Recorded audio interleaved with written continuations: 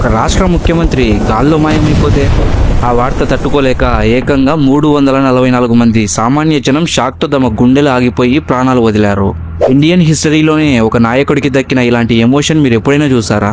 September 2, 2009 ఫీజుగా కేవలం ఒకే ₹1 మాత్రమే తీసుకొని పేదల ప్రాణాలు నిలబెట్టిన ఆ డాక్టర్ ప్రయాణిస్తున్న హెలికాప్టర్ దట్టమైన నల్లమల అడవులపైకి రాగానే రేడార్ నుండి పూర్తిగా కట్ అయిపోయింది. కనీసం ఒక్క ఎమర్జెన్సీ కాల్ కూడా లేదు, ఎలాంటి వార్నింగ్ కూడా లేదు. అసలు ఆకాశంలో ఆఖరి క్షణాల్లో ఏం జరిగింది? Official cockpit voice recorder and CVR decode చేశాక బయటపడ్డ 18 సెకండ్ల మిస్టరీ ఏంటి? ఒకవైపు కళ్ళు మూసుకుపోయిన జీరో విజిబిలిటీ, మరోవైపు గాల్లోనే హెలికాప్టర్కి వచ్చిన భయంకరమైన ట్రాన్స్మిషన్ ఆయిల్ ఇష్యూ. ఆ నల్లమల అడవుల్లో పైలట్స్ ఎదుర్కొన్న డెడ్లీ ప్రాబ్లం ఏంటి?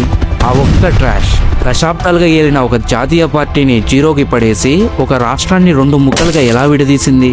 ఒకవేళ ఆ రోజు ఆ హెలికాప్టర్ సేఫ్గా ల్యాండ్ అయి ఉంటే రాష్ట్ర పరిస్థితి ఎలా ఉండేది?